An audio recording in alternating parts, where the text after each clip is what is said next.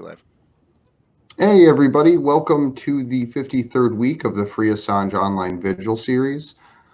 Today I have my co-host Steve Poikinen joining me, and we have special guest Tariq Haddad with us. Before we get in though, I do want to go over some numbers with everybody. This is day 3,504 since the illegal and arbitrary detention of Julian Assange started inside the Ecuadorian embassy. This is day 457 since the WikiLeaks publisher was trafficked to Belmarsh prison following a $4.2 billion IMF loan to the nation of Ecuador. There is 58 days until the second phase of Julian Assange's show trial and extraordinary rendition hearings start. We have, I believe it is 1,134 days of incarceration for Reality Winner, and it is 120 days of freedom for Chelsea Manning. So I do just want to take a moment here to shout out our GoFundMe. We are trying to host 3 weeks of protests out in the Washington, D.C. area for when Julian's rendition hearing takes place. I'm going to post that link up in the chat. We're about a quarter of our way to the goal right now, and we're a little under 60 days out. So anything you guys can do to help share the link, to help spread it around, or to donate would be absolutely awesome. Dig deep and encourage your friends to dig deep and encourage their friends to dig deep and encourage their friends' enemies to also dig. We're trying to get to DC for 3 weeks. It's it's no small undertaking is what we're getting at. I'm really glad that friend of the vigils and of Slow News Day, Tariq Haddad, is with us again today. It's good to see you, man. How are you doing aside from being ridiculously and jealousy inducing handsome?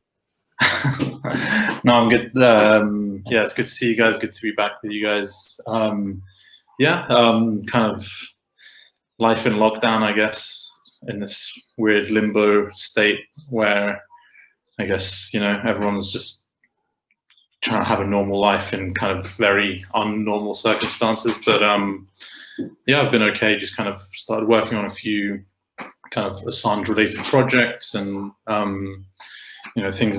As we were discussing before we got online, just kind of taking a bit more of a behind-the-scenes kind of role at the moment, just getting things set up. But yeah, some kind of exciting things that we can get into about what we're planning to do with the future, with kind of covering the hearings and sort of journalism in general related to Assange.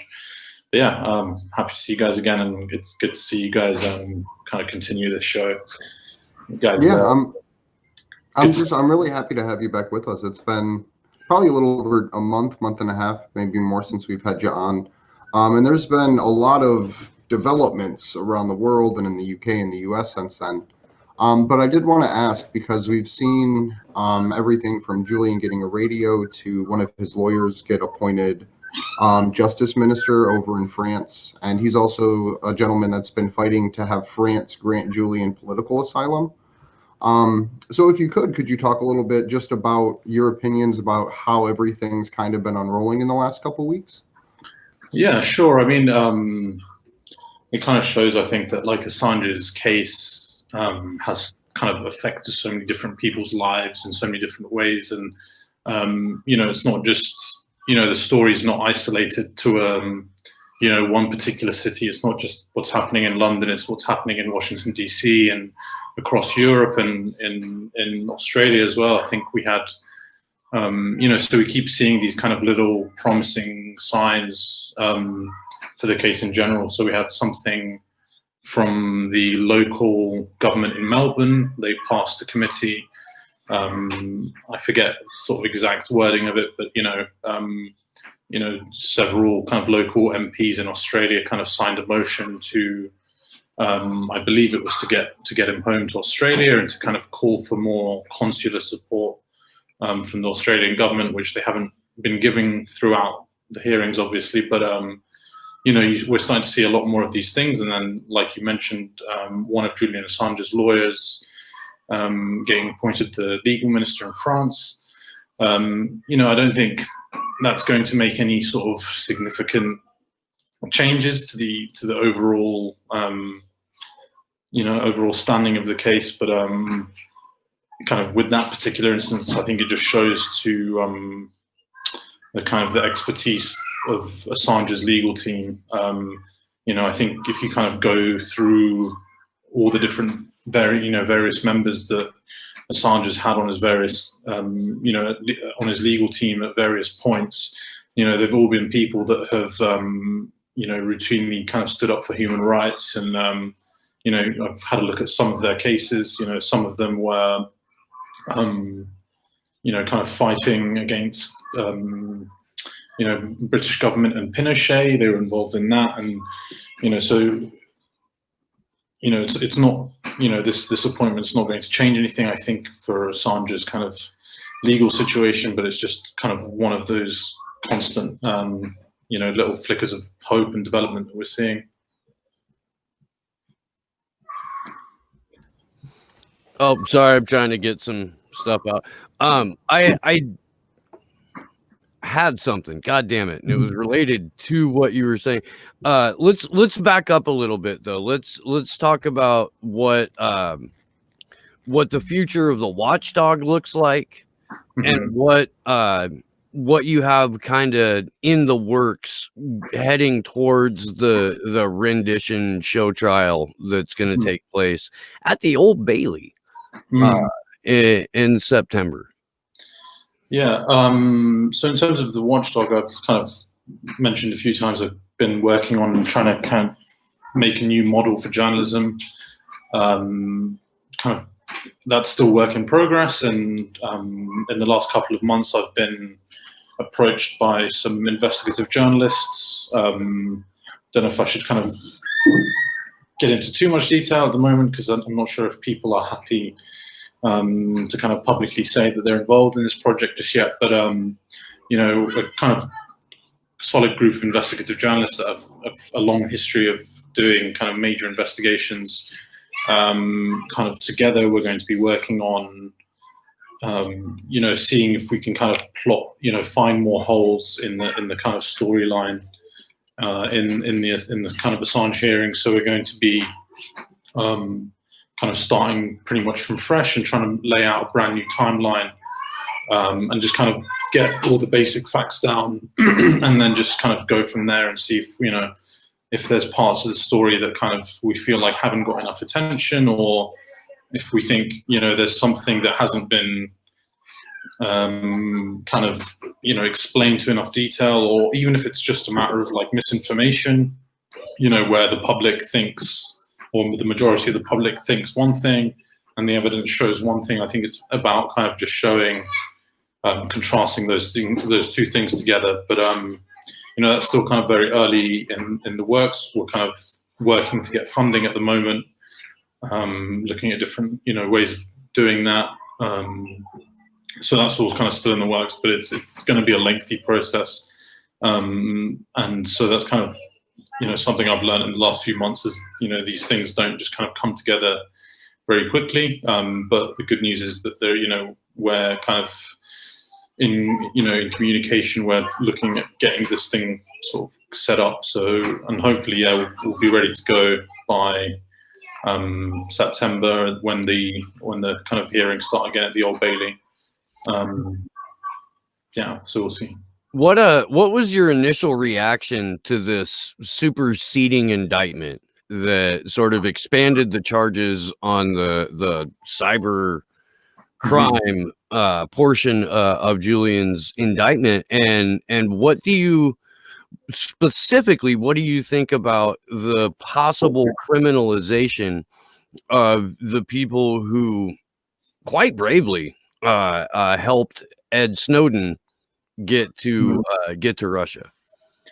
Yeah, I think my immediate reaction, and I'm sure the kind of same with a lot of people, is that as soon as I saw it, my instinct was that it was moving the goalposts once again. It wasn't, it's the kind of the same thing that we've seen throughout this sort of 10-year process, where it starts off with one particular charge which gets dropped, or there's not sufficient evidence, and then the prosecution has just sort of added this on 2 weeks before the next the next hearing is going to start with Julian already not having very much contact time with his lawyers, already a kind of a massive uphill battle to prepare for the case, and to show that they can just do that without without adequately providing documents to the lawyers, as has been discussed. It kind of just shows the blatant disregard for kind of any sort of rule of law or due process or anything like that. And then I think, like we've seen throughout these 10 years, it was very blatant that what it was trying to do was, instead of point to anything that was solid or that kind of showed any actual illegal wrongdoing, it was essentially trying to character smear Assange into making him sound as though he's a hacker. And obviously this is it's murkying the waters for people, because Assange did have a background in hacking before WikiLeaks, and he is someone who's very good with computers, and he understands cryptography and all these things.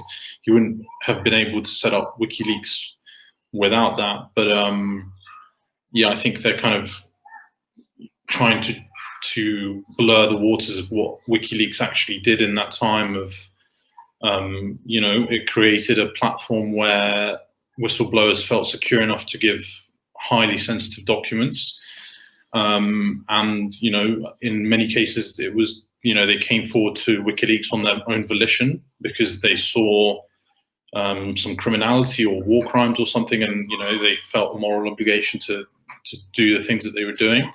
And now we're seeing kind of the thrust of the argument be changed to, Assange hacked these documents or he obtained them illegally, rather than the kind of standard journalistic practice.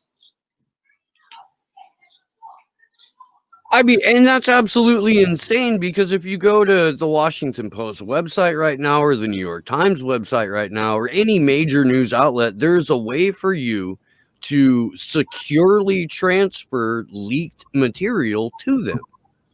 Yeah. And you may have, if you're the person submitting the documents, you may have obtained them extra legally.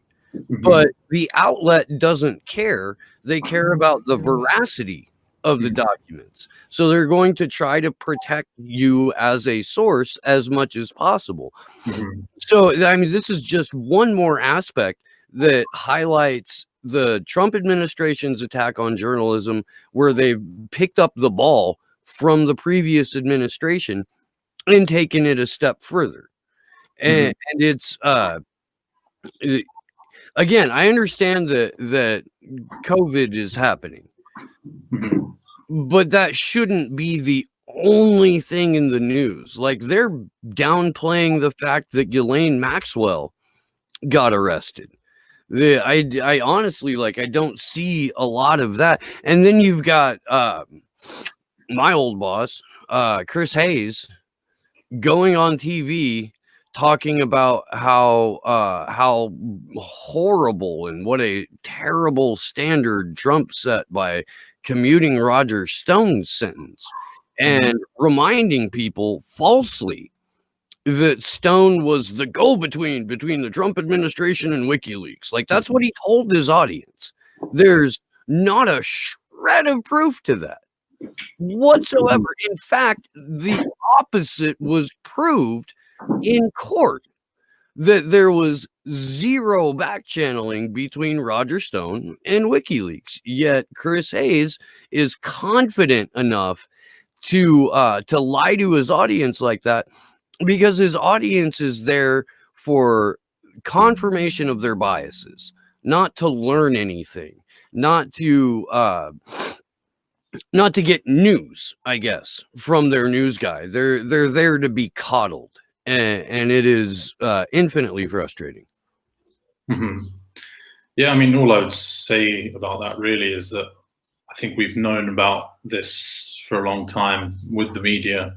And it's frustrating, but I mean, the attitude I personally take is that, and I think this is what you guys are doing so well, is that we're making our own media.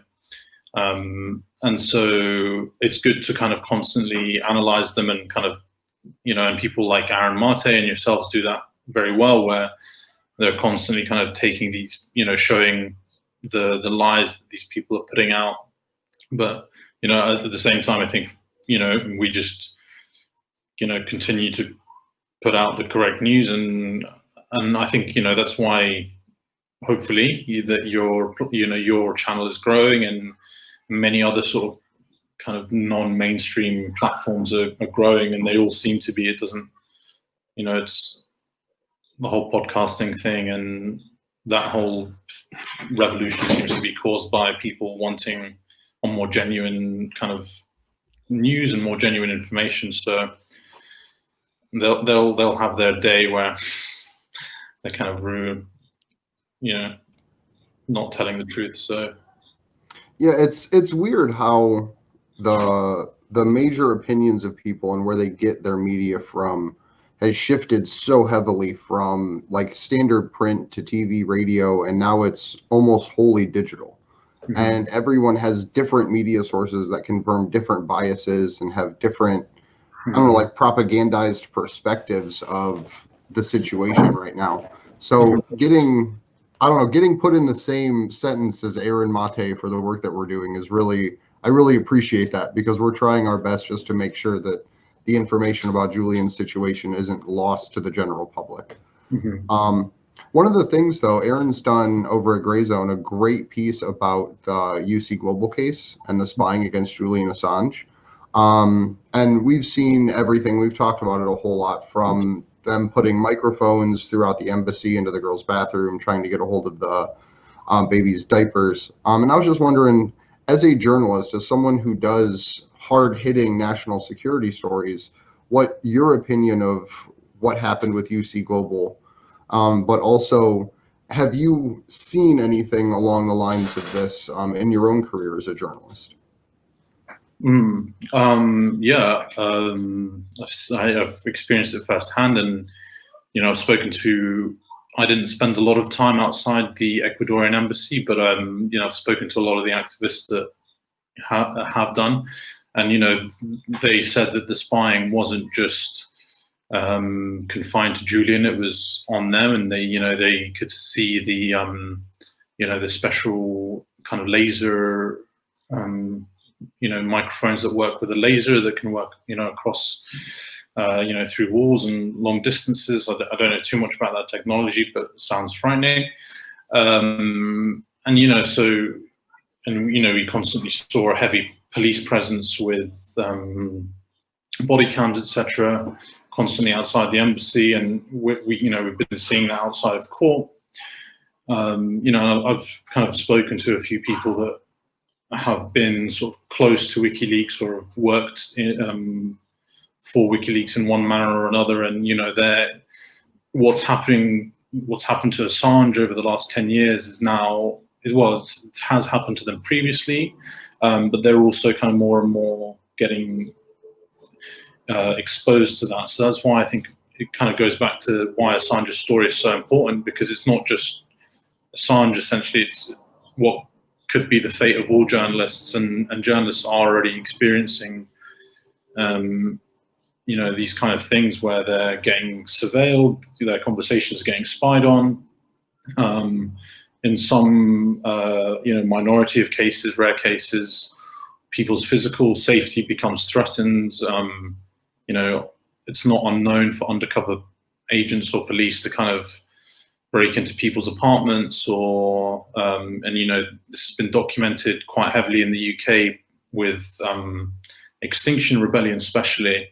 There's kind of groups that have been dedicated to this, and I think we've discussed this before with Elizabeth Muller, but you have kind of agents posing as boyfriends and getting into relationships with activists and these kind of things, this has been happening with the Assange, with Assange activists as just as much. I'm sure they get spied on, their communications get monitored. There's, for some of the activists I've seen, fake media pieces be published about them kind of attacking what they were doing, and accusing them of various things. So the kind of playbook that we've seen on Julian happens to everyone, and it's basically what happens to anyone that kind of steps out of the expected lines that you're supposed to tread in if you're going to cover the news for a mainstream publication, I think, for a lot of the time. But yeah, so I kind of rambled on and lost my point as usual. Yeah, no problem. So I did want to touch on an article with you, though, because I know we have probably about 10 to 15 minutes before we got to let you go. But there was an article recently published in the Canterbury Times over in Australia, and it's titled, "When the Government Prosecutes Whistleblowers, It's Sending a Message." Do you want to dive into that a little bit, Steve? Yeah, let me pull it up. That's not the right one. There it is. All right. So again, this is out of the Canberra Times. It begins, we're in the midst of a public health and economic crisis, and the federal government is regularly making momentous and life-altering decisions, including exerting the authority of the state to limit, sometimes with good reason, I don't know why they would include that, basic civil liberties. Just when our need for integrity and accountability is at its greatest, our system of checks and balances is at its weakest. Under the coalition government, whistleblowers are being prosecuted for daring to expose secrets and practices which damage or embarrass the government and its agencies. Worse still, the lawyers of whistleblowers are being prosecuted, and in perhaps the most worrying signs of decay of public accountability, Australia's fourth estate, the free press on whom we can normally rely to expose all sorts of wrongdoing without fear or favor, is being prosecuted, and the funding to our public broadcaster systematically gutted. This is specifically relating to the case that David McBride, Australian whistleblower who's been on this show, who's been on my show, and is starting to get more attention internationally. This relates 100% to the documents that he gave to the ABC, the Australian Broadcasting Company, about Australia's role in committing war crimes in Afghanistan. This is a very frightening turn of events, Tarek, because they're not just criminalizing the whistleblower or the journalist, they're criminalizing the people who are defending them as well. And if this precedent is set, even just in Australia, I have a hard time believing that the rest of the Five Eyes countries won't pick up similar practices. Mm-hmm.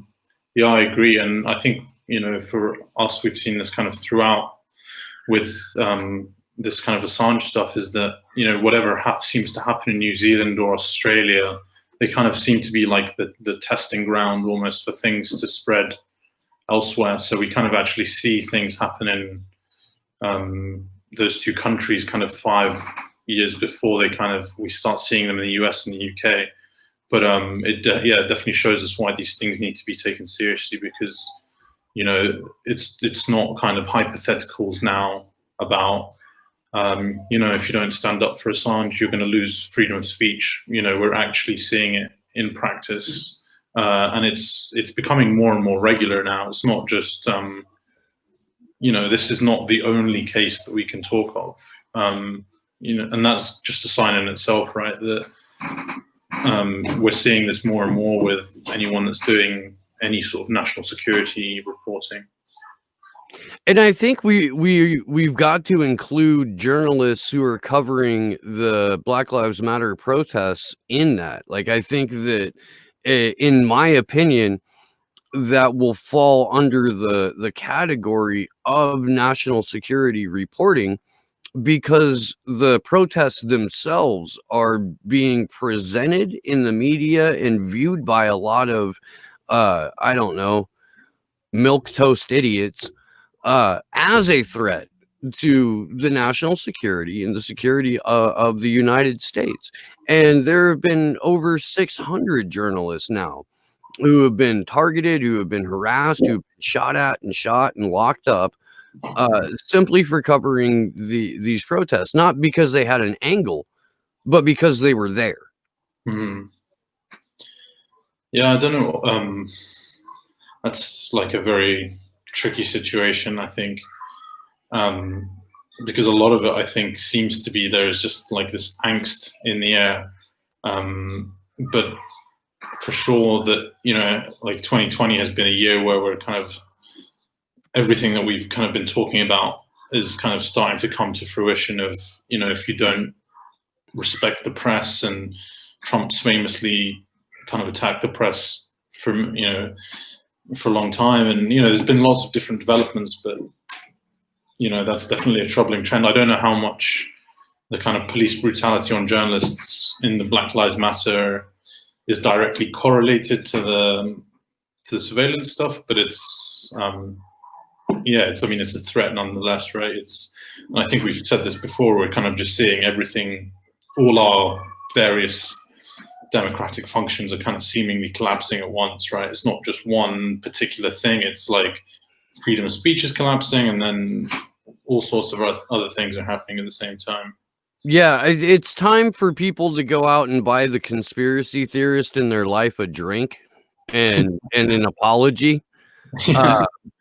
Because for 20 some years, when people were like, well, they're going to usher in a pandemic, and once the pandemic is ushered in, then they're going to take away this and this and this and this and this, and people went, you wear tinfoil underwear on your head.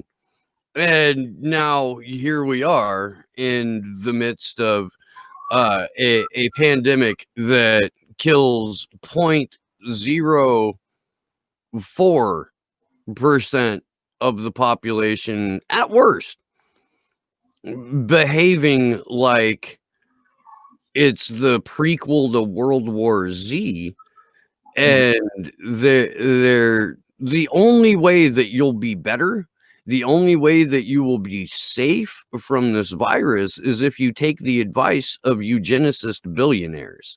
And that just, I don't know, dude. It's a big head scratcher to me. Like, why you would listen to Bill Gates or Peter Thiel about anything, or trust them with anything, trust their products with anything, is just so far beyond my realm of comprehension. Well, at this point, Palantir has gotten the contracts for the US, the UK, and Australia's health data. So they have the data of every citizen from 3 of the Five Eyes countries for them to literally sift through in database as they please. Did you want to get to that chat question, Andrew? We can throw that around, then I'll come back to the article. There's a good closing paragraph in the article that I want to touch on. Yeah. So what decentralized community platforms would you suggest to find out how Julian is doing, as well as his progress?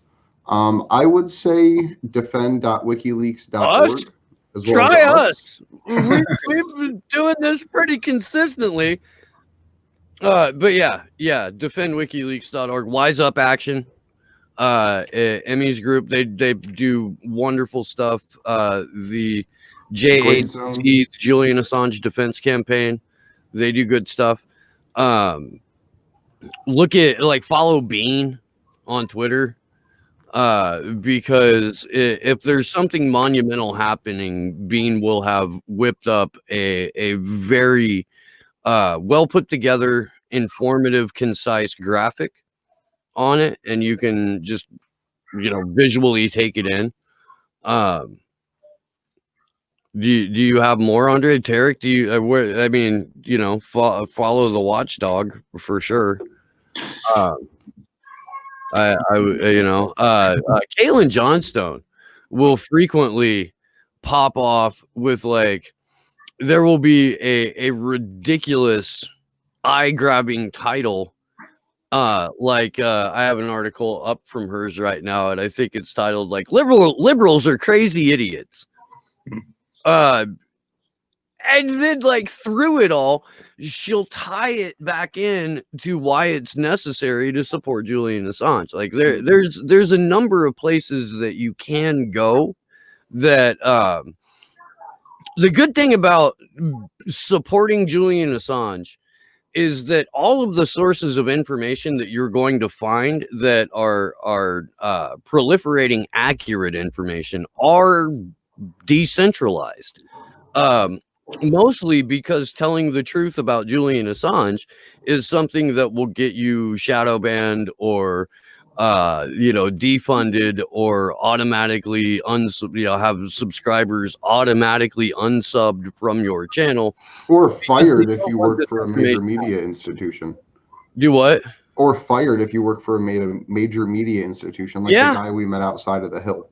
Yeah, that when we were in DC last and we did our media day protest, we were standing in front of the building that houses Politico and the Hill and a couple of other outlets. And one of the journalists from the Hill came out and he was talking to us, and he was very nervous that he might be on camera being caught talking to activists about Julian Assange, and was like, oh, we had one guy write some pretty good articles about the precedent that will be set, assuming this prosecution goes forward.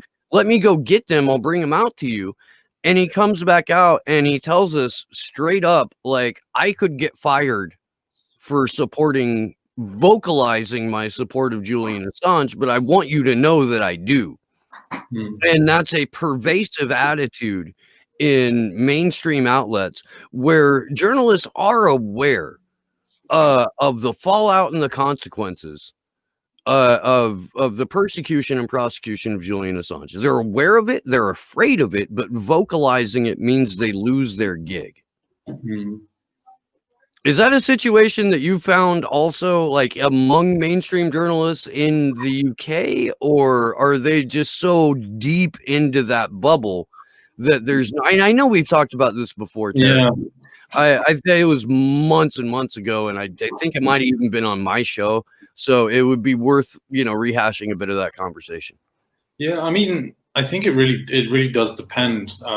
There's some journalists here still at mainstream places that hold Assange in the highest regard, whereas some don't. For example, we had Peter Oborne. I don't know if that name's familiar to you, but he's a kind of a conservative writer. He used to write for the Telegraph, which is kind of the kind of the right-wing newspaper of the UK, and then moved to the Daily Mail. But in spite of that, he's actually a very well-respected journalist, and I think so as well. I'm not. I think it's kind of in our kind of political climate, it's almost especially because was or am of the left. I don't even know anymore, but it would be sacrilege to say that a journalist, a right-wing journalist was actually good. But in my opinion, Peter Oborne is one of those people that is a good journalist. But he's openly been supportive of Assange for a while. He's written several very good pieces, and actually this might have been missed in the US, but Patrick Coburn as well wrote a very good piece, and this was in the London Review of Books, which is very influential with sort of media elites, and this was, I think, maybe 6 weeks ago. A complete kind of defense of Assange. So that's in a significant publication with I think several MPs and politicians in the UK read that. So it's not all doom and gloom, but I know that on the flip side of that, of course, there's the kind of there is the attitude with certain people that they've just kind of believed everything that come out of the propaganda just with the rest of the foreign policy, so it's the kind of, I guess, the knee-jerk go-to thing to believe now is that they're kind of working with Putin somehow. And it's just, very, very lazy arguments that you'll get about, oh, they're a, Putin puppet or something. And and I think that's why these smears are so successful, because they're so easy and lazy. They're very easy to throw out. and then it takes a long time to kind of dispel them, and you have just to explain something about the the rape allegations, for example. It would take you sort of 20-30 minutes to unpack all the evidence, and this is your starting position to prove certain things. When I met some of Assange's friends, they were kind of just so like fed up of trying to explain all the misinformation, because they've almost given up, because so I don't know if it's almost better to kind of just focus on the positive things that he did and just try and say things outright, or kind of constantly be trying to correct. It's a difficult balance. Yeah, there's two ways that you can go about it. You just hit on both of them, and one is correcting the record, which is hilarious because that was a super PAC for Hillary Clinton in 2016 called Correct the Record, and their job was to lie about Hillary Clinton. That was the entire purpose of correcting the record, was to make sure that the record was putting out false information. But when it comes to Julian Assange, there's like Caitlin Johnstone put together a wonderful article, massive article called "Debunking All the Assange Smears," and it gets updated because there's new shit that just kind of rolls down the establishment media pipeline, and it's so goddamn tiring. I mean, it is so draining to be like, okay, let's back up, put yourself back to 2010, and walk people through 10, almost 12 years of just malicious false reporting. You can't unpack that in a 2-minute soundbite. You can't unpack that in a 30-second soundbite. The Nils Melzer interview, where he does unpack all of that and provides evidence. Like, if you were to put it in a print magazine, it would be a 15 or 20 page interview. Of just and that's one smear. That's just one part of the issue, and we've got multiple fronts. The one that I get fairly often is, oh, I'd like to support him, but he's responsible for Trump. Are you fucking kidding me? Yeah. And an Australian journalist and publisher does not have the power to activate 160 million U.S. citizens who don't vote. If you want to know why Trump is the president, look at nearly 40 years of unobstructed Reaganomics and neoliberalism. Look at those two things. Realize that Donald Trump is the natural progression of ideologue and monster in a country where elections are illegitimate and the contestants are pre-selected, and the outcome is the deep state always wins. That's why you have Donald Trump. It's got nothing to do with the fact that legitimate information about Trump's opponent was released. The people who read that and understood it weren't lining up to vote for Hillary Clinton in the first fucking place. That's my opinion. Yeah. Andrew, you want to say something? Yeah, I was just going to say, in the documents that came out around the Roger Stone case, we actually found out that Julian was but had the idea that Bernie Sanders could also use this information that was being put out. And that's why it was timed in such a way to be released successively in the lead up to and during the Democratic National Convention in 2016, because it was supposed to be high impact journalism, specifically to expose the corruption within the democratic institution of the Democratic National Convention, right? So that's the part that always bothers me about the argument that, well, he helped Donald Trump win. Like, no, he didn't help Donald Trump win. Bernie Sanders just didn't say, hey, look at this. This is insane. I've been calling out this corruption and this election rigging for literally the last 2 years of my campaign. Here's the print that proves it. And then open the litigation and open the court cases necessary. Yeah, I think like 2010 was like the pivot. 2012 was a pivotal year for this. You know, if Bernie had any sort of backbone, things might have been very different. But you know, he kind of just let the Democratic Party kind of get away with the corruption because he was the only one that was really in a position to call it out. I think, you know, if he had been sort of vociferous in his condemnation of it, it would have been a lot bigger of an issue, but he didn't mention it once, as far as I'm aware, like any of the election rigging stuff or any of the revelations that came out about Hillary Clinton. You know, it was very easy, you know, especially like on the left side of things, it was very easy to kind of be anti-Trump when he was saying things like lock her up. It sounded like, you know, why are we, you know, it was like you know, like that's not a presidential thing to say. But actually, like in retrospect, and I wrote this in my most recent article, it's like I completely sympathize with like the slogans that Trump had, like in terms of for his campaign of like locking Hillary Clinton up. You know, she's arguably one of the biggest war criminals in the US.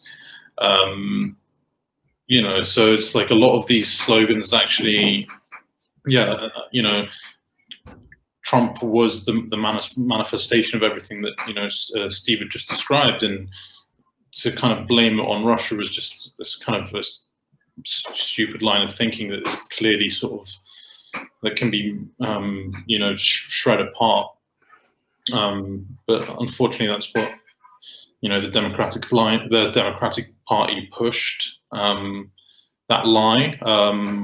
But at the same time, it's, you know, that's also what possibly gives Assange, you know, an opportunity, because in sort of, you know, because of the pressure that the Democrats placed on Trump with the whole Russia scandal, you know, Trump felt so much pressure that he sent congressmen and certain officials to the Ecuadorian embassy to talk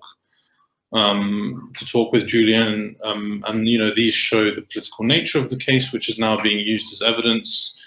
You know, and they show the sort of level of involvement of different officials, and I think, you know, it's highlighting potential breaches in abuse of power. Because I was only starting to become aware of this in the last week or so, but there's evidence that the State Department was helping the Department of Justice with the investigation, so that could potentially be illegal if that's proven to be the case. So, you know, as a result of that, there are, you know, potential pieces of evidence that could be used to help Assange in the long run.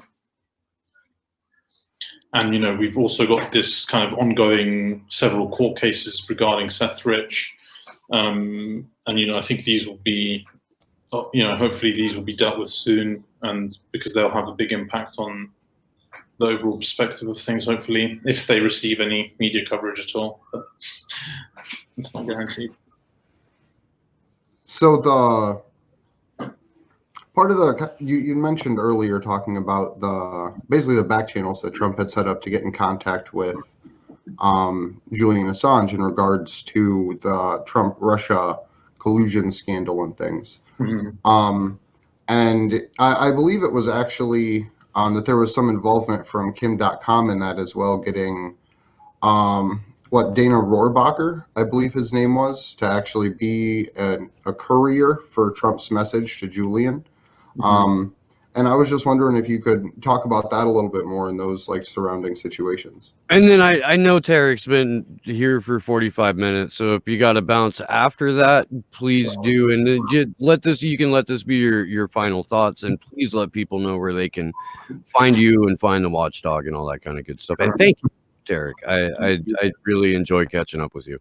You too. Yeah, I think I've discussed this with Steve before, but I think you know, I was kind of around the time of Seth Rich's death. In the kind of left-wing media circles, anyway, it became like a no-go topic with the whole Pizzagate.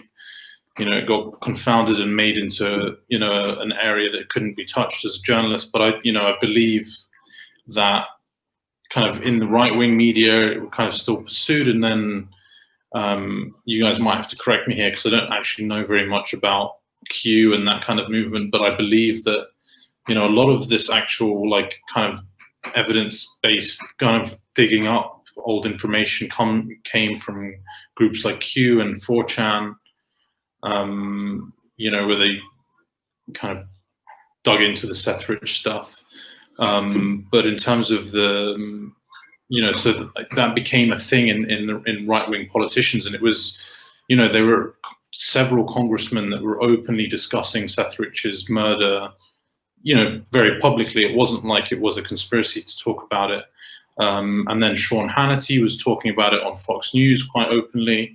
And then I believe one of these Fox News interviews with Dana Rohrabacher caught the attention of Trump in, I believe, maybe 2017.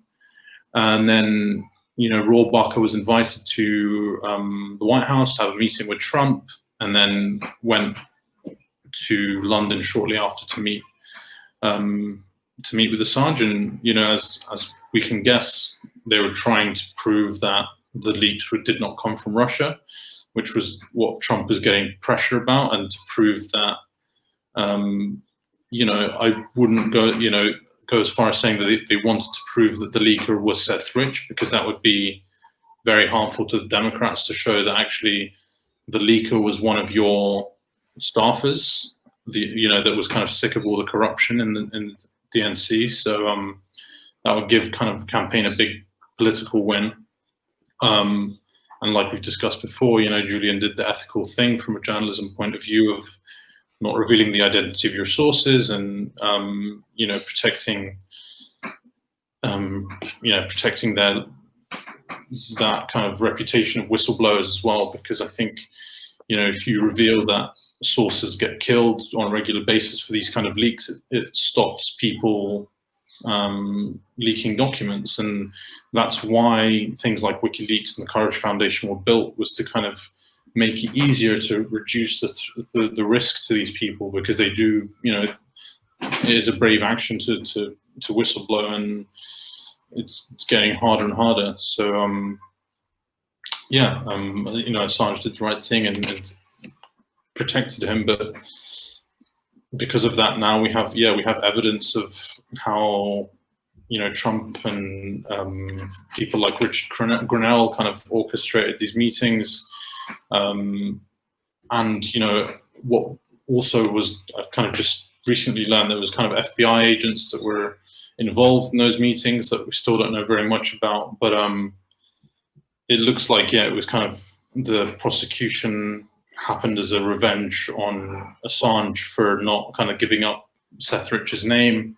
And then also we know it's because, you know, shortly after that, Assange had released the Vault 7 documents. So that showed that the US was spying on China as well. So I think after Assange did that, it was kind of, it became a political persecution. Well, I want to thank you very much, Tarek, for joining us today.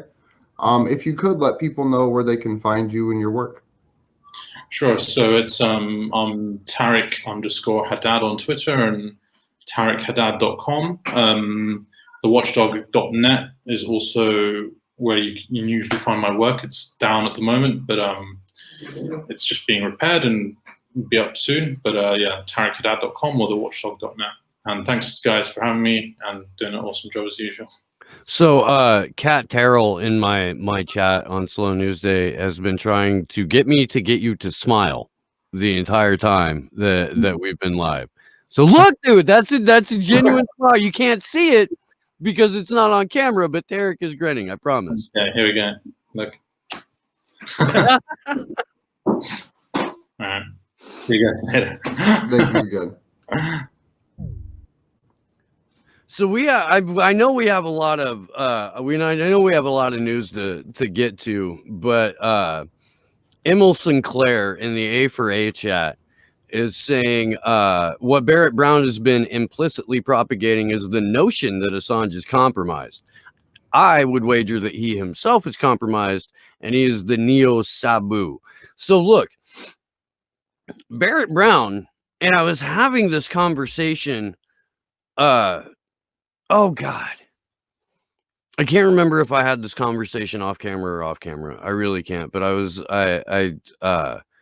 was having a conversation about Barrett Brown, and it was centered around the idea that not only is he openly working with some or other three-letter agency, but he's so openly being that guy who is clearly compromised that that the only takeaway that you can have is he's being rewarded for trying to take down other people in the truth community. And I say that a little with a little bit of disappointment, because Barrett Brown is such a I don't know, prevalent and comedic figure in the early days of Anonymous. Now, whether he's the new Sabu, I think you're off about that, Emil, because he's not encouraging other people to go out and hack and then he's going to release those documents. He's not being paid to pressure people into committing crimes. But I do think that Barrett is not on our team. I'll say that. Oh, I will. And you can come at me, Barrett Brown. You can. I'll tussle with you. But I don't know too much about the situation, but all I'll really say is the intelligence community uses the same playbook over and over and over again. So as long as you are read up on like what happened with Sabu and Siggy and all of the other groups that have been infiltrated and taken down and even just smeared and people that have been removed from communities, it kind of gives a good example about what this situation could or couldn't be.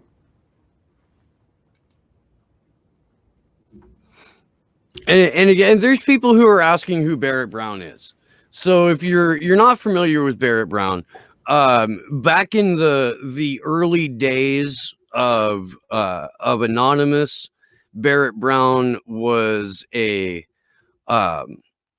very visual, very vocal supporter of Anons and was affiliated to the point to where he's included as part of this original Anon group collective.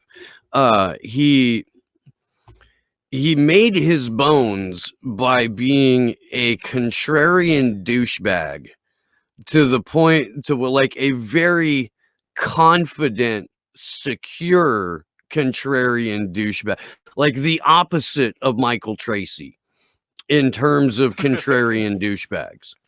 Whereas Tracy is kind of like a gutter troll with a blue check, Barrett Brown was, a suave, sophisticated douchebag who would literally live stream from his bathtub while drinking wine. Like, it was fucking hilarious. But this dude got arrested while live streaming, while talking to people. His door got kicked in. Him and his girlfriend were handcuffed. All these the entire house was seized as evidence. He did 6 months in solitary and 4 years total and got out. Now, I don't know what that says to you, but a 4-year deal on a 25 to life charge tells me that some information was shared and some promises were made. I mean, that's how plea deals work. The majority of cases in the U.S. end in some type of plea agreement.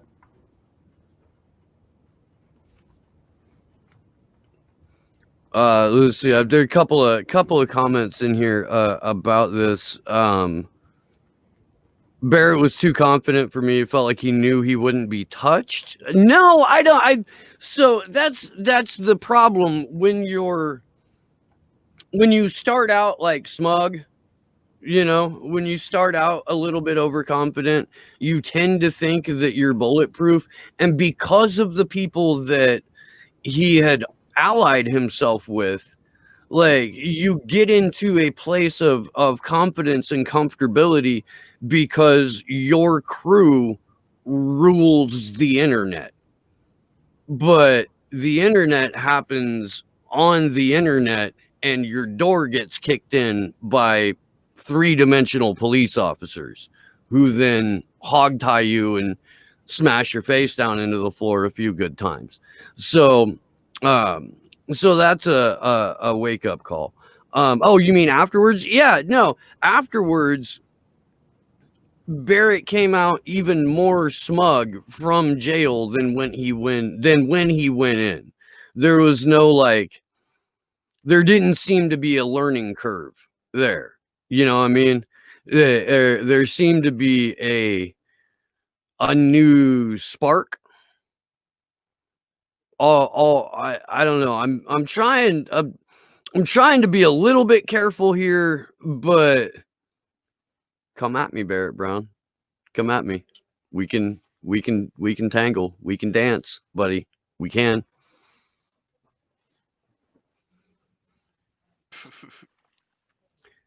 Get here! Shit! I was just letting you have that one for a minute. It's hot, dude. It's hot in California right now. I'm about to shed my jacket. So I wanna dig into the piece about Reality Winner, if we could. Yeah. Pull it up here. Yeah, this is the article over on Shadowproof, written by friend of the show Kevin Gostola. It's titled. Oh, you know what? That's who I was talking to about Barrett Brown. I was messaging back and forth on Twitter with Kevin for like an hour and a half the other day, and the conversation delved into that. The chat's going fucking. The chat's hilarious over my challenge to Barrett Brown. It's fucking funny if you get a sec to read through it. But yeah. So let's dig into the article. Again, friend of the show, Kevin Gostola. Shadowproof is his website. He also does a great podcast series where he talks about whistleblowers and has them on the show, like all kinds, every stripe of whistleblower. Huge props to Kevin Gostola, the good Kevin, the Kevin that we like. As a coronavirus outbreak at Federal Medical Center Carswell spreads, the United States government maintains National Security Agency whistleblower Reality Winner did not show her confinement placed her at a risk substantial to justify early release. Prosecutors additionally insist Winner confused a request for a reduction in her prison sentence with a request for home confinement and never started the, quote, administrative procedure, unquote, that must be completed before going to a district court for relief. But Winner's attorney, Joe Whitley, calls this a nonsensical theory that her request was not a request under the compassionate release statute. The district court did not embrace this position, although it denied her appeal. The entire colloquy is emblematic of the government position regarding Reality's compassionate release request and its scattershot approach to the COVID-19 pandemic at large, Whitney declares. In short, because the Bureau of Prisons was not prepared for this type of pandemic, a prisoner's last and only resort is the district court. Billy Winner Davis, who's been on this show, Reality Winner's mother told Shadowproof that her daughter feels she's suffering through this hell in a black hole where nobody seems to know or care what's happening to them. She believes denying her release was wrong and could have saved her from the suffering she currently must endure. Winner pled guilty in 2018 to one count of violating the Espionage Act when she disclosed an NSA report to The Intercept. Again, if you are considering becoming a whistleblower, do not talk to anyone from The Intercept, especially Matthew Cole. Lil narc, some bitch. She believed the report contained evidence that Russian hackers targeted the United States voter registration systems during the 2016 election. She has served more than half of her 63-month sentence, the longest sentence, by the way, friends and neighbors, ever handed down to anyone under an Espionage Act violation. Her attorneys urged a federal court to release her to home confinement to serve the remainder of her sentence, but Judge Randall Hall sided with the Justice Department on April 24th and contended that the medical prison where Winner is incarcerated is presumably better equipped than most to deal with any onset of COVID-19 in its inmates. You want to tackle that sentence from the judge there, Andre? Yeah, that the prison's more equipped to handle COVID-19 than others. Yeah. COVID-19 at this point has spread through the U.S. prison population to where I think it's like 70% of prisons have cases inside of them, and once it's in there, it spreads like crazy. We've seen Julian get his sentence, his home confinement and compassionate release denied as well with the COVID-19 pandemic. So this is something that around the world, whistleblowers and journalists are being still detained through. So it's, I don't know, it's fucked up that they're allowed to just keep this person in there who's literally done absolutely nothing except reveal information that wasn't even damaging to begin with. So here's the thing, and this has been my theory the whole time, and we didn't discuss it when Reality's mom and sister were on the show, because it probably wouldn't have been well received. But if you actually look at the documents that Reality Winner leaked to The Intercept, and then The Intercept subsequently rolled over and told law enforcement that they had received these documents, because again, The Intercept is not a friend to whistleblowers. The documents themselves do more to poke holes in Russiagate than anything else. The language that is used in the documents is full of these weasel words like confidence and May have and unsure of the success of, and multiple other things that literally say we don't even know if it was Russia. And the thing that it reminds me of is the use of Marble Framework that was disclosed in Vault 7, which basically, and these documents that Winner revealed, and thank her for doing it, didn't actually show any of the documentation of what the intelligence was, just the results of it and the plans. Basically, it didn't show the data, it just showed what someone wrote about it. And all of the may-haves and things like that point to the same thing with Russiagate at large, which is it's based around the idea that this one thing had a Russian stamp on it inside of this email, when we know through the releases of WikiLeaks that the CIA can modify what is actually shown in documents to say that they came from other countries and other sources. So the entire apparatus around her revealing these leaks really just shows that the U.S. intelligence agencies have no idea what the fuck is going on behind the scenes. And they're willing to just slap a Russian label on it and move on to the next thing. And this goes back to what we've heard from Ray McGovern and from Bill Binney, and it was the level of confidence inside key people within the deep state that Hillary Clinton was going to be the next president, and they were going to be able to do all of the vile, dirty shit that they do in the dark, and everything was going to remain status quo. Because it's lazy work. Even the marble framework is lazy work. And it speaks to, I guess, smugnorance on the part of at least Comey and Clapper and Brennan, because for an NSA analyst to look at these documents, the amount of propaganda that must have been rolling through the offices there about the Russians and about this hack that never took place and about this coordinated effort by the most evil man on earth, Vladimir Putin, of course, not, Comey or Clapper or Brennan, but that he had been able to orchestrate this massive infiltration, not just of our voter data systems and our voter registration systems, but to turn the tide of an election in general. The amount of, I guess, double speak that must have been taking place within the halls of the NSA has got to be so egregiously over the top, because these aren't dumb people. I don't think for a moment that Reality Winner is an idiot. I don't think for a moment that she didn't 100% believe in what she was doing.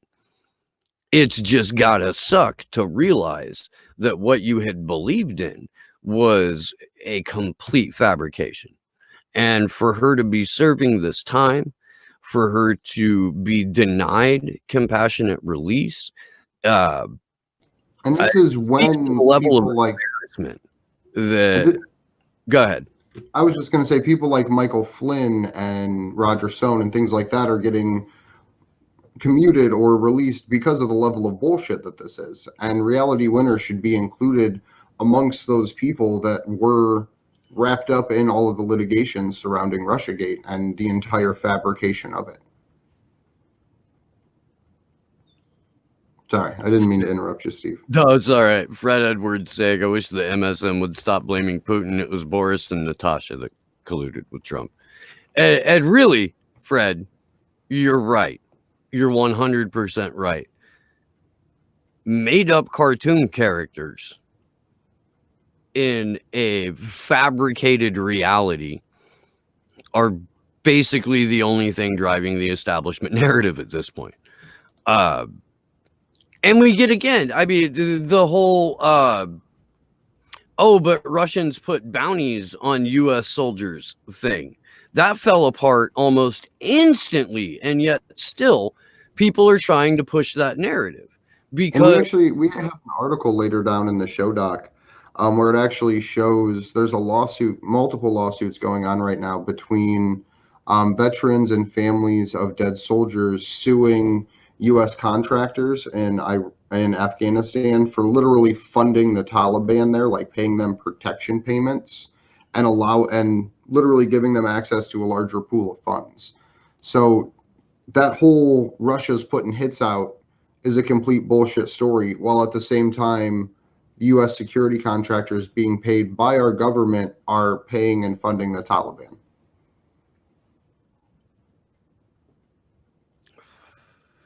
Which, again, we knew, and we knew from WikiLeaks. Mm-hmm. Like, we've known this for almost a decade now. Let's see what happened. Whatever happened to the threats against Glenn by Bolivian president? It wasn't the Bolivian president trying to be fine. It was Jair Bolsonaro, the Brazilian president, and the Brazil's Supreme Court stepped in and said, you cannot target this journalist. You need to stop. When you bring charges, we're going to dismiss them, because this is a clear, politically, personally motivated attack on a journalist. And you're not just attacking a journalist, you're attacking journalism as you do this. So Bolsonaro was shut down not once but twice. And it really was. I mean, we talked about this, I think, with Ray McGovern, but it was just kind of a microcosm of what's happening to Julian Assange and what's happening to journalism worldwide. It took place in real time with Bolsonaro and Glenn Greenwald. And I'm glad that we still have Glenn Greenwald around, because it means that attack didn't work. And it sets a international legal precedent too, to Here's where But the dismissal of the DNC's lawsuit against Julian Assange and WikiLeaks and the Russian government and everyone else they could sue, that dismissal that cites the Pentagon Papers specifically in the dismissal with prejudice of this lawsuit, that should set a legal precedent that, yes, WikiLeaks is a journalistic outlet, and yes, this outlet deserves the same protections that the Post got for releasing the Pentagon Papers. That's in a legal document. That happened last summer. And as far as the people who covered it, it's like us and a couple other people talked about this. And that's fucking it. You know, it just frustrates. because that was when they started suing, right? When the DNC started suing Julian Assange, WikiLeaks, the Trump campaign, Russia, Vladimir Putin, whoever the fuck that troll farm was. That was the interview where Tom Perez said, "Yeah, we can walk and chew gum," and that was like a big story that they can walk and chew gum. And then when it gets dismissed, it's like no one talks about the fact that got thrown the fuck out after they spent months covering the fact that it existed in the beginning. Well, yeah, it operated the same way that a redaction operates in a newspaper, where the headline is what they want people to remember, but that retraction on page 26, you know, that's a little bit of cover your ass, and that's all it takes. But people remember those months of headlines. They remember that propaganda. I did see something in my chat lamenting the downfall of democracy now, and I will get to that in a moment. Emil Sinclair said, "Is A4A soliciting Snowden to come on the show?" No, not actively. We've never sought or tried to open a channel of communication with Ed. I've got questions for him. I messaged him on Twitter once or twice from the A4A account. Just haven't heard anything back. I messaged a lot of people on the A4A account trying to get them to come on, and I don't know if they either don't see it. There's a lot of times that Twitter doesn't send messages, or that people look at it and go, "I don't know what the fuck that is," and just go on to the next thing. So we try, but a lot of people like that are just harder to get in contact with. And let me just say this about democracy now. Ray McGovern is a man of unqualified character. He's a very, very, very sincere and like noble type of individual. So when he interviews with me or A4A or Gordon Dimmick, and he starts to talk about democracy now, he immediately like pulls back, because he doesn't want to disparage too much the other work that they've done, while lamenting the fact that they pretty much bought the Russiagate narrative hook, line, and sinker. They had Glenn Greenwald on a number of times to rebut the Russiagate scenario. But again, when you've conditioned your listeners to think one way, or to only absorb like one sort of element of content, then it doesn't matter who you bring on as a guest to rebut, because your viewers, the people that are loyal to your show, are only going to hear your questions and your perspectives. And that's one of the reasons that that we try to get on, at least here and on my show, we try to get on people who have a different viewpoint or a different background or a skill set that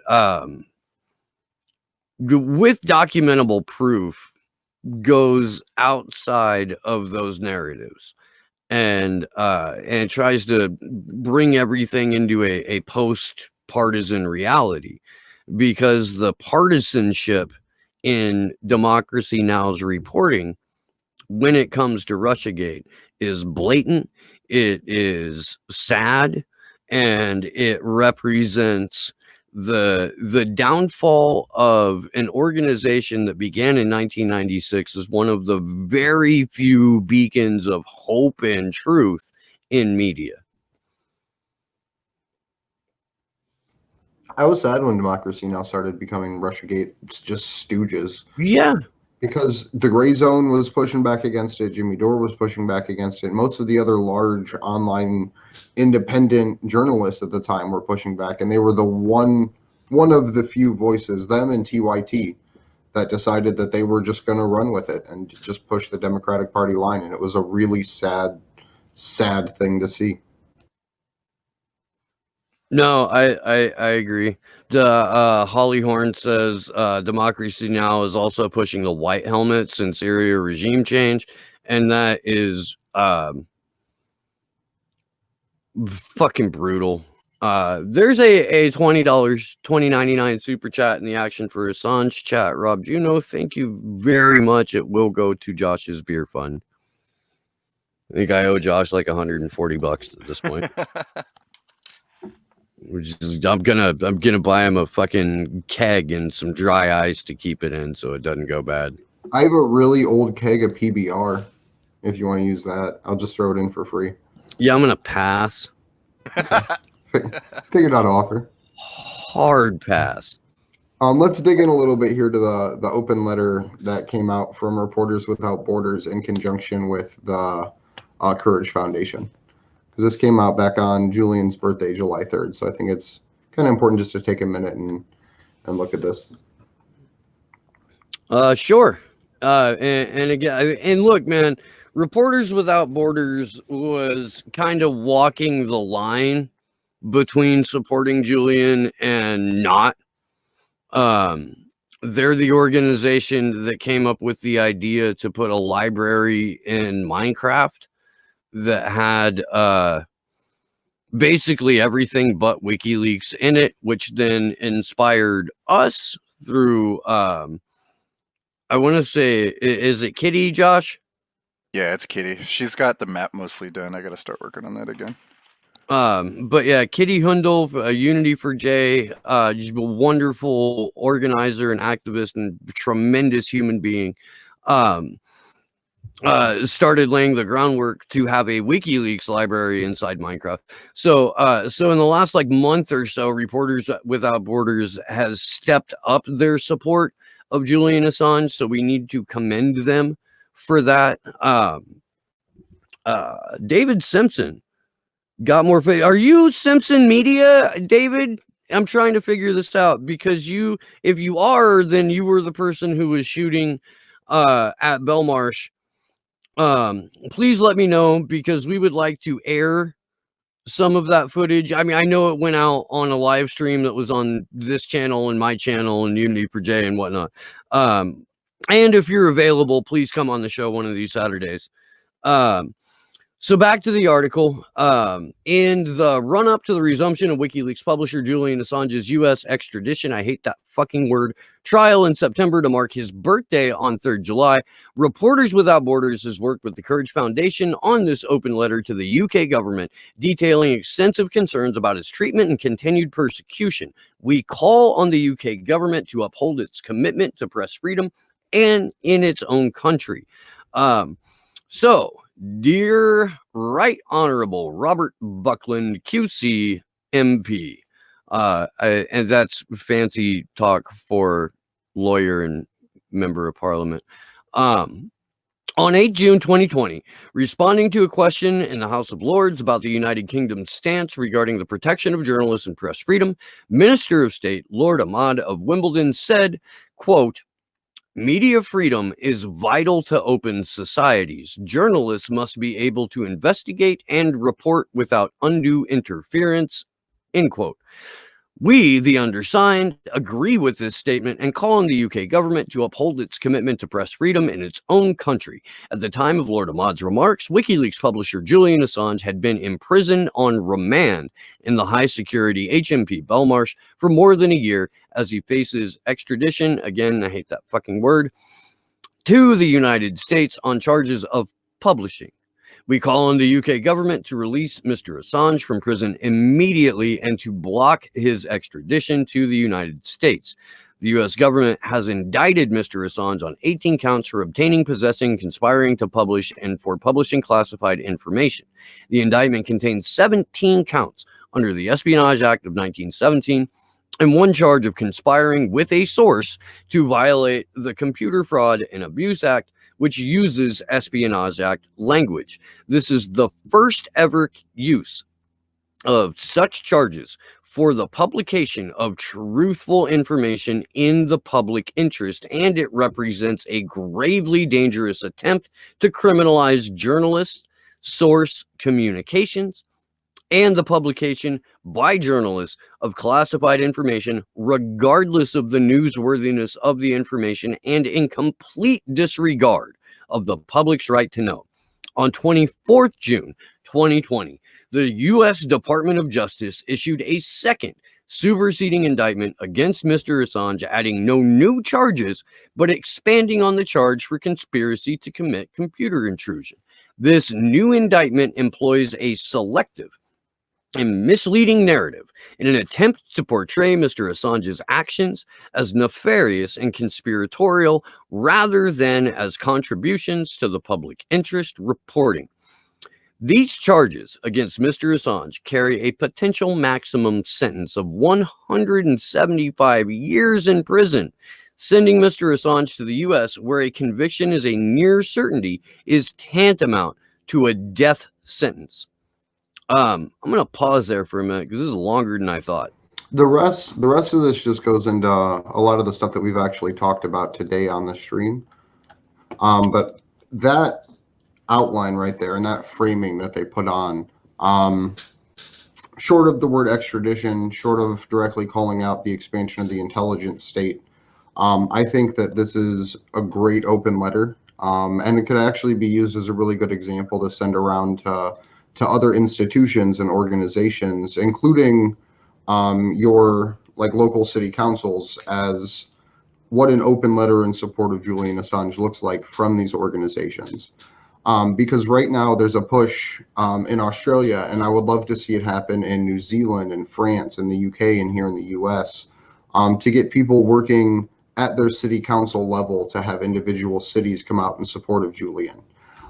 So if you're someone who's interested in doing that and are willing to go to a city council meeting, whether they host them in person or online right now, taking a letter like this and saying, this is the Reporters Without Borders letter, could our city write something similar, is a really, really powerful way to try to drum up support for Julian on a local level, but also with other organizations that you may work with. And again, we've got individual city councils all over Australia, and a couple, I believe, in New Zealand that are releasing similar statements and trying to pressure higher levels of government than what their individual city councils are into, at least releasing a statement of support. And it can't be that fucking hard. It can't be. Like not to, I don't, I'm about to get emotional, and I don't want to do that. Like I don't want to fucking freak out. As this isn't the political vigilante. I'm not going to threaten to punch anyone or fucking throw shit or anything like that. But I'm about to get emotional over that, and I'm trying to like reel it in. So real quick, David Simpson, if you're still watching right now, please message me on Twitter and we'll get you scheduled and we'll figure out when we can incorporate the footage that you've been shooting into these vigils. In terms of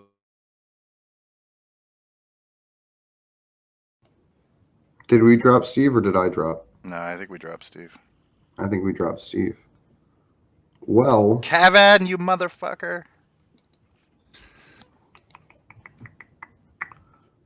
I'd like to thank everyone for watching this. No, yeah, but I think we can wrap up then if Steve got dropped off, because we only had one other piece and we can save that for Tuesday to really dig into it, because it's discussing the most wanted leaks, and there's a couple other pieces I wanted to kind of pull together for that too.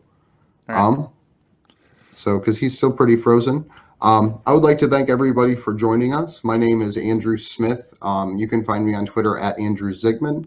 You can find us on Twitter at action_4 Assange or actionforassange.com. My co-host, Steve Poikinen, you can find him on YouTube at Slow News Day Show or Slow News Day Podcast. And yeah, I just want to say thank you to everyone, and a special thank you to Tarek for hopping in at last minute to join us today. Yeah, good luck to us all.